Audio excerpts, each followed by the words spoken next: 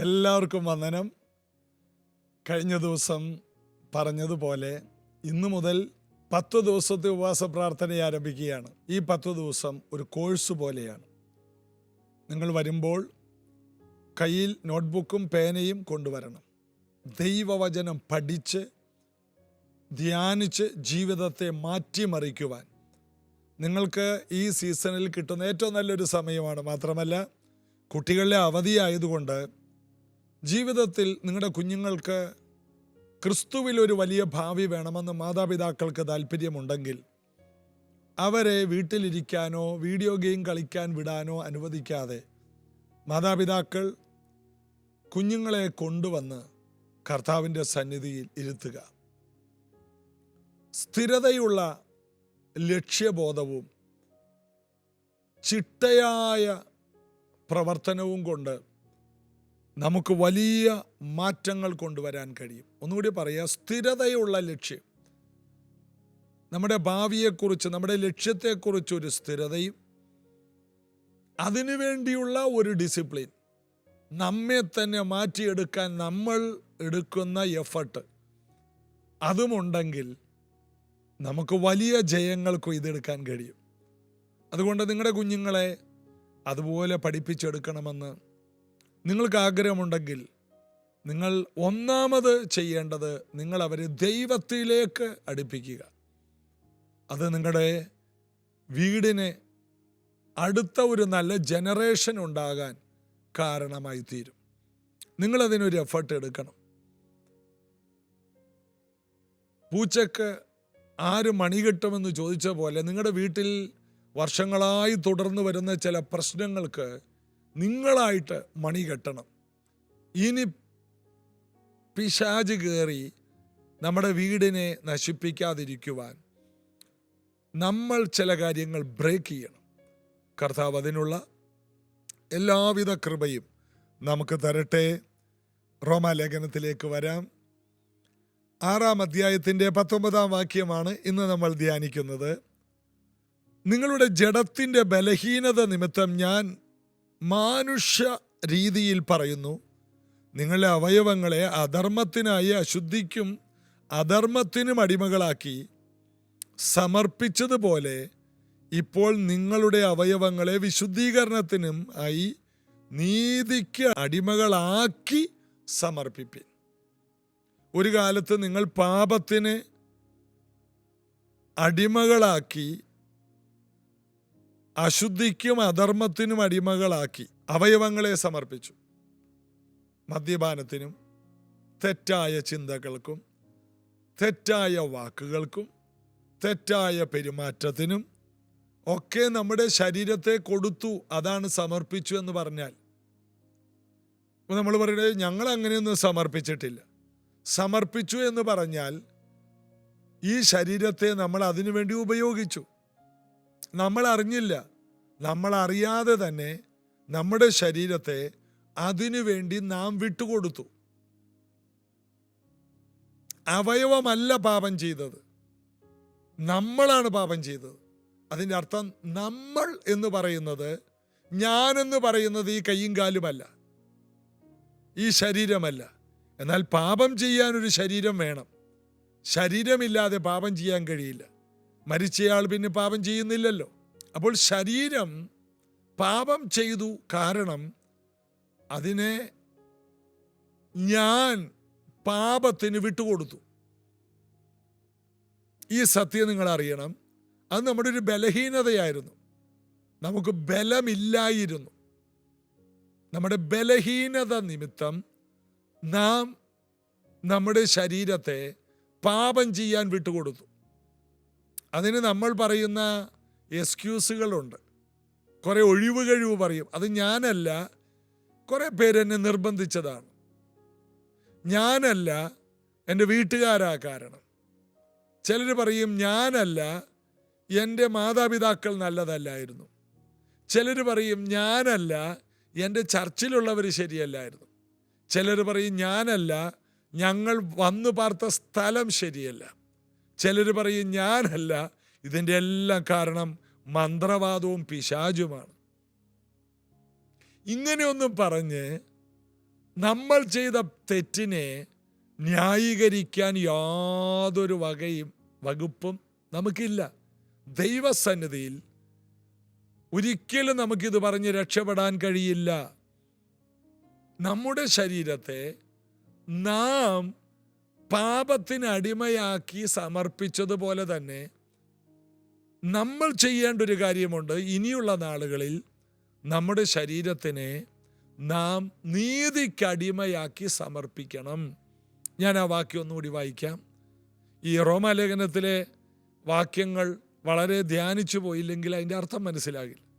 വെറുതെ അങ്ങോട്ട് വായിച്ചു പോയാൽ റോമാലേഖനം മനസ്സിലാകില്ല. അതിൻ്റെ അർത്ഥം മനസ്സിലാക്കി പോകണം.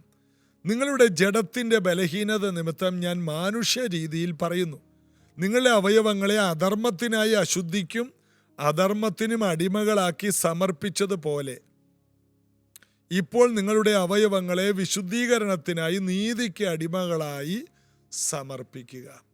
ഇത് നമ്മൾ എടുക്കുന്ന എഫർട്ടാണ്.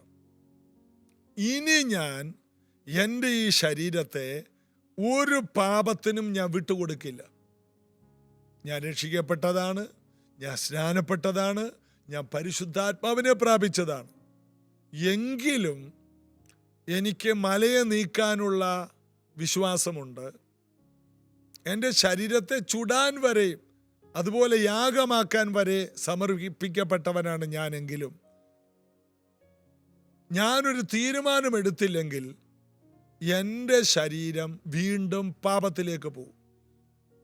രക്ഷിക്കപ്പെട്ട, സ്നാനപ്പെട്ട, പരിശുദ്ധാത്മാവിനെ പ്രാപിച്ചവരോടാണ് ഭൂരിഭാഗം ജനത്തോടാണ് ഞാൻ സംസാരിക്കുന്നത്. രക്ഷിക്കപ്പെട്ടു എന്ന കാരണം കൊണ്ട് എല്ലാം തികഞ്ഞോ? ഇല്ല. പരിശുദ്ധാത്മാഭിഷേകം പ്രാപിച്ചോടെ എല്ലാം നന്നായോ? ഇല്ല.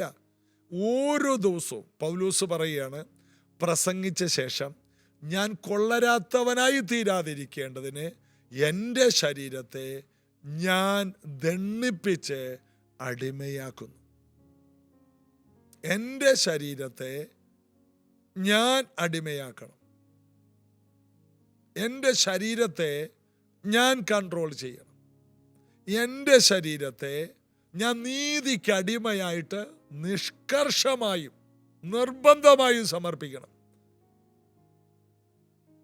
ഒരിക്കൽ പാസ്റ്റർ എം എ വർഗീസിൻ്റെ മൂത്ത മകൻ ഞങ്ങളുടെ സഭയിൽ വന്നപ്പോൾ പറഞ്ഞത്, കഴിഞ്ഞ ദിവസം നമ്മുടെ കൂട്ടായ്മയിൽ ഒരു മോൻ പ്രസംഗത്തിൽ പറഞ്ഞു, അതായത് പാപചിന്ത എൻ്റെ അകത്ത് വരുമ്പോൾ ഞാൻ ആ ചിന്തയ്ക്കപ്പോൾ ഒഴുകരുത്. ഒരു ചിന്തയായിട്ടാണ് ഒരു പ്രവൃത്തി ആരംഭിക്കുന്നത്. ചിന്തകൾ മുട്ടിടും, പിന്നെ അത് പൂവും കായുമായിട്ട് ഫലം കായ്ക്കും. മൊട്ടിടുമ്പോൾ തന്നെ അതിനെ നുള്ളിക്കളയണം. നമ്മുടെയൊക്കെ നാട്ടിൽ ഈ മാവ് പൂക്കുമ്പോൾ, വേനൽക്കാലത്ത് മാവ് പൂക്കുമ്പോൾ ഒരു മഴ പെയ്യും. ആ മഴ ചെയ്യുന്നത് ഈ പൂവിനെയെല്ലാം കരിയിച്ച് കളയും. പിന്നെ അതിൽ മാങ്ങയില്ല. അപ്പം അതുകൊണ്ട് കർഷകരും വീട്ടുകാരും പറയൂ, കഷ്ടമായിപ്പോയി, ഈ സമയത്ത് മഴ പെയ്താൽ ആ പൂക്കളെല്ലാം കരിഞ്ഞു പോകും. പൂ മൊട്ടിട്ടേ ഉള്ളൂ, ഉടനെ കരിച്ചു കളയും. തെറ്റായ ഫലങ്ങൾക്ക് ഇതുപോലത്തെ ഒരു പ്രയോഗം ആവശ്യമാണ്. തെറ്റായ പൂക്കൾ വിരിയുന്നതിന് മുമ്പ് പരിശുദ്ധാത്മാവിൻ്റെ മഴ പെയ്യിച്ച് അതിനെ കരിയിച്ച് കളയണം. വളരാൻ അനുവദിക്കരുത്, മുട്ടിടുമ്പോൾ തന്നെ. അപ്പോൾ പാസ്റ്റർ എം എ വർഗീസിൻ്റെ മകൻ സുനിൽ എബ്രഹാം വർഗീസ് അദ്ദേഹം പറഞ്ഞത് ഇങ്ങനെയാണ്, ഒരു തെറ്റായ ചിന്ത മുട്ടിടുമ്പോൾ തന്നെ നോ അല്ലെങ്കിൽ സ്റ്റോപ്പ് എന്ന് ഞാൻ എന്നോട് പറയണം. ആധികാരികമായി പറയണം. ഇല്ല ഇല്ല എന്ന് ഞാൻ പറയേണ്ടത് മറ്റുള്ളവരോടല്ല. ഇല്ല എന്ന് ഞാൻ എൻ്റെ ജീവിതത്തിൽ വരുന്ന തെറ്റുകളോട് ആധികാരികമായി പറയാൻ എനിക്ക് കഴിയണം. അതാണ് നീതിക്ക് അടിമകളായി സമർപ്പിച്ചവരുടെ ആധികാരികത. ഈ ദിവസങ്ങളിലെ ക്ലാസ്സുകൾ നിങ്ങൾക്ക് വളരെ ഫലമുണ്ടാക്കും. നിങ്ങളുടെ ജീവിതത്തിൽ വലിയ പ്രായോഗിക തീരുമാനങ്ങൾ എടുക്കാൻ ഈ ദിവസങ്ങളിലെ ക്ലാസ്സുകൾ നിങ്ങൾക്ക് വളരെയധികം ഫലമുള്ളതാക്കി മാറ്റും. അതുകൊണ്ട് നിങ്ങളിത് വളരെ റോമാലേഖനം 6 പറയുന്ന കാര്യങ്ങൾ വളരെ വളരെ ശ്രദ്ധിക്കണം. മാത്രമല്ല, റോമാലേഖനം തീരുന്നതിനുള്ളിൽ വളരെ ക്വാളിറ്റിയുള്ള, മൂല്യമുള്ള, ശക്തരായ ഒരു കൂട്ടം ജനം ജീസസ് എവരിഡേയിലൂടെ എഴുന്നേറ്റ് പ്രകാശിക്കും എന്നും ഞാൻ ഉറപ്പോടെ വിശ്വസിക്കുന്നു. ഇത് നിങ്ങൾ പ്രാർത്ഥനാപൂർവം 1, 2, 3 പ്രാവശ്യം കേട്ടാലും നിങ്ങൾക്കത് പ്രയോജനമാണ്. കഴിയുമെങ്കിൽ ഒരു പ്രാവശ്യം കൂടി ഇരുന്ന് കേട്ട് ഒരു നോട്ട് എഴുതി പ്രാക്ടിക്കലാക്കാൻ എന്തെങ്കിലുമൊക്കെ കണ്ടുപിടിച്ച് പ്രാക്ടിക്കൽ ചെയ്താൽ നിങ്ങൾ ഈ കാലഘട്ടത്തിൻ്റെ അത്ഭുതമായിട്ടും മാറും. കർത്താവിൽ നമുക്ക് ബലപ്പെടാം. ഒരു കാലത്ത് നമ്മുടെ ബലഹീനത നിമിത്തം നമ്മുടെ ശരീരത്തെ പാപത്തിന് വിട്ടുകൊടുത്തു. ചീത്ത പറയാൻ വിട്ടുകൊടുത്തു, അഴുക്ക് ചിന്തിക്കാൻ വിട്ടുകൊടുത്തു, അഴുക്ക് പ്രവർത്തിക്കാൻ വിട്ടുകൊടുത്തു. ഇതെല്ലാം നമുക്ക് പറ്റിപ്പോയതാണ്. എനിക്കും നിങ്ങൾക്കും ഒത്തിരി പ്രാവശ്യം ഇത് പറ്റിയതാണ്. ഇന്നും എനിക്കും നിങ്ങൾക്കും പല കാര്യത്തിലും പറ്റുന്നുമുണ്ട്. എന്നാൽ ഇന്നു മുതൽ പറയണം, ഇല്ല, ഒരു തെറ്റായ പ്രവൃത്തി ഞാൻ ചെയ്യില്ല. ദാവീദ് പറഞ്ഞതുപോലെ, അത്യുന്നതനൊരു നിവാസം ഉണ്ടാക്കും വരെ എൻ്റെ കണ്ണുകൾക്ക് ഞാൻ ഉറക്കം കൊടുക്കില്ല, എൻ്റെ ശയ്യമേൽ കട്ടിലിൽ കയറി കിടക്കില്ല. യോബ് പറഞ്ഞു, ഞാൻ എൻ്റെ കണ്ണുമായി ഒരു നിയമം ചെയ്യുന്നു, അതുകൊണ്ട് ഞാനൊരു കന്യകയെ നോക്കുന്നത് എങ്ങനെ? അതിൻ്റെ അർത്ഥം നോക്കാൻ കഴിയില്ല. ശക്തമായ തീരുമാനങ്ങളാണ് അതൊക്കെ. എനിക്ക് കഴിയില്ല. യോബ് പറയുകയാണ്, ഞാൻ എൻ്റെ കണ്ണുമായിട്ടൊരു നിയമം ചെയ്തിട്ടുണ്ട്. ഓ, എത്ര ശക്തമായ ഒരു പ്രസ്താവനയാണത്. എൻ്റെ ചെവിയുമായിട്ട് എനിക്കൊരു നിയമമുണ്ടോ? എൻ്റെ കൈയുമായിട്ട് എനിക്കൊരു നിയമമുണ്ടോ? എൻ്റെ കാലുകൾ തെറ്റായ വഴിയിൽ പോകാൻ ഞാൻ വിട്ടുകൊടുക്കില്ല. എൻ്റെ ശരീരം ഞാൻ നീതിക്ക് അടിമയാക്കി സമർപ്പിച്ചിരിക്കുകയാണ്. പ്രിയപ്പെട്ടവരെ, ഇത് ശക്തമായ ഒരു സന്ദേശമാണ്. എല്ലാ ക്രിസ്തീയ വിശ്വാസികളും ഈ തീരുമാനത്തിൽ ഉറച്ചു നിന്ന് വീര്യം പ്രവർത്തിക്കണം. കർത്താവിൻ്റെ വചനത്തെ വളരെ ശക്തമായിട്ട് ധ്യാനിക്കുന്ന, ദൈവവചന ചിന്തകളിൽ ജീവിക്കുന്നവർക്ക് മാത്രമേ ഇത് ചെയ്യാൻ കഴിയൂ. നിങ്ങൾ ദൈവവചന പ്രകാരം നിങ്ങളുടെ ശരീരങ്ങളോടൊരു നിയമം ചെയ്യണം. പത്തനംതിട്ട മല്ലശ്ശേരിയിൽ വർഷങ്ങൾക്ക് മുമ്പ്, ഒരു 35 കൊല്ലം മുമ്പ്, ഞാൻ കർത്താവിൻ്റെ വേല തുടങ്ങിയ ഇടക്ക് പാസ്റ്റർ സൈമൺ ബാംഗ്ലൂരുണ്ട്. അദ്ദേഹത്തിൻ്റെ അനുജൻ പാസ്റ്റർ മോനി ദുബായിൽ, ഷാർജയിൽ ശുശ്രൂഷകനാണ്. രണ്ടുപേരും ദൈവവേലക്കാരാണ്. അവരുടെ പിതാവ് 35 കൊല്ലം മുമ്പ് മല്ലശ്ശേരിയിൽ വെച്ച് എന്നോട് പറഞ്ഞത് എനിക്ക് ഓർമ്മയുണ്ട്. ഞങ്ങൾ അവരുടെ അടുക്കളയിലിരുന്ന് കപ്പ പുഴുങ്ങി തിന്നുകയാണ്. ആ സമയത്ത് അവിടുത്തെ അമ്മച്ചി കപ്പയൊക്കെ പുഴുങ്ങുമ്പോൾ ഞങ്ങൾ അടുക്കളയിൽ ഇരുന്ന് ഇങ്ങനെ കാന്താരി മുളകൊക്കെ കൂട്ടി ഈ കപ്പ തിന്നുന്ന സമയത്ത് ആച്ചായം പറഞ്ഞൊരു കാര്യമുണ്ട്. എൻ്റെ ബ്രദറെ, ഞാനൊന്ന് പാസ്റ്ററൊന്നുമല്ല, എന്നോട് പറയണം, എൻ്റെ ബ്രദറെ, എൻ്റെ മക്കൾ വളരാൻ തുടങ്ങിയപ്പോൾ എനിക്കൊരു ദുശീലമുണ്ടായിരുന്നു, സിഗരറ്റ് വലിക്കും. എന്നാൽ എൻ്റെ കുഞ്ഞുങ്ങൾക്ക് തിരിച്ചറിവാകുന്നതിന് മുമ്പ് ഞാനിരുന്ന് തീരുമാനിച്ചു, എൻ്റെ മക്കൾ ഇത് കണ്ടു പഠിച്ച് ഭാവിയിൽ എൻ്റെ മുമ്പിലിരുന്ന് സിഗരറ്റ് വലിച്ചാൽ എനിക്ക് അവരോട് നോ എന്ന് പറയാൻ പറ്റില്ല, വേണ്ട എന്ന് പറയാൻ പറ്റില്ല. അതുകൊണ്ട് അവരെ ഓർത്തിട്ട് ഞാനത് എന്നോട് പറഞ്ഞു, വേണ്ട. അങ്ങനെ ഞാൻ സിഗരറ്റ് വലി നിർത്തി. ഞാനന്ന് വിശ്വാസിയല്ലാത്ത ഒരു യാക്കോബായക്കാരൻ, അന്ന് വിഗ്രഹത്തെ ആരാധിച്ച് നടക്കുന്ന കാലത്ത് അദ്ദേഹം എടുത്ത ശക്തമായ തീരുമാനം അദ്ദേഹത്തിൻ്റെ ആരോഗ്യത്തിന് വേണ്ടി മാത്രമല്ല, വരുന്ന തലമുറയ്ക്ക് ഒരു സന്ദേശം കൊടുക്കണമെങ്കിൽ സ്വന്തമായ തീരുമാനശേഷി ഉണ്ടായിരിക്കണം. നമുക്ക് നമ്മെ തന്നെ സ്ഥിരതയുള്ള ഒരു ഫോക്കസിലേക്ക് നയിക്കാം. നമുക്ക് നമ്മെ തന്നെ ഡിസിപ്ലിൻ ചെയ്യാം. നമുക്ക് ഒരുമിച്ച് പ്രാർത്ഥിക്കാം. സ്വർഗീയ പിതാവേ, ഇന്ന് ഈ വചനങ്ങൾ കേട്ടവർ കർത്താവിൽ ബലപ്പെട്ട് നല്ല തീരുമാനങ്ങൾ എടുത്ത് ശക്തരായി തീരട്ടെ. ഇവരുടെ മേൽ അതിനുള്ള ശക്തി, തീരുമാനമെടുക്കാനുള്ള ശേഷി, സ്ഥിരതയോടെ ലക്ഷ്യബോധത്തോടെ ജീവിക്കാനുള്ള ശക്തി ഈ മക്കൾക്കുണ്ടാകട്ടെ. സ്വന്തം ശരീരത്തെ പാപത്തിന് വിട്ടുകൊടുക്കാതെ വിശുദ്ധിക്കും നീതിക്കും വേണ്ടി സമർപ്പിക്കപ്പെട്ട ജീവിതമായി തീരുവാൻ ഓരോരുത്തരെയും ബലപ്പെടുത്തണം. റോമാലേഖനത്തിലൂടെ അവിടെ നിന്ന് ഞങ്ങളോട് സംസാരിക്കുന്നത് ഞങ്ങൾക്ക് ഉപകാരമായി വചനം തീർക്കണമേ, യേശുവിൻ നാമത്തിൽ ആമേൻ.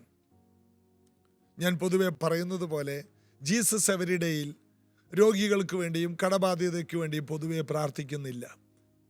എങ്കിലും ഈ വചനം കേട്ടുകൊണ്ടിരിക്കുമ്പോൾ തന്നെ അതെല്ലാം സംഭവിക്കും. നിങ്ങൾക്ക് അങ്ങനെയുള്ള പ്രശ്നങ്ങളുണ്ടെങ്കിൽ ഞങ്ങൾക്ക് ഒരു മിനിറ്റിൻ്റെ ഒരു ഓഡിയോ അയച്ചാൽ പ്രാർത്ഥിക്കുന്നതാണ്. എന്നാൽ ഇതിനകത്ത് നമ്മൾ പ്രാർത്ഥിക്കുന്നത് കൂടുതൽ ആത്മീകമായിട്ട് ശക്തിയേറിയ ആത്മീക മൂല്യമുള്ളവരായി വളർന്നു വരാനാണ്. തീർച്ചയായിട്ടും നിങ്ങൾക്കത് സംഭവിക്കും. നിങ്ങൾ ഈ ജീസസ് എവരി ഡേ എന്ന പ്രോഗ്രാം ആദ്യമായിട്ടാണ് കാണുന്നതെങ്കിൽ സബ്സ്ക്രൈബ് ചെയ്യണം, മറ്റുള്ളവർക്ക് ഷെയർ ചെയ്യണം. ഈ മീറ്റിങ്ങിനെ, ഈ കൂട്ടായ്മയെ നിങ്ങൾ വിജയകരമാക്കി അനേകർക്ക് പ്രയോജനമാക്കാൻ നിങ്ങൾക്ക് ഞങ്ങളോടുകൂടെ സഹകരിക്കാം.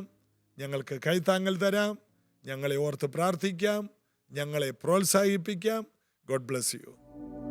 From the rising of the sun to the setting of the same, your name is to be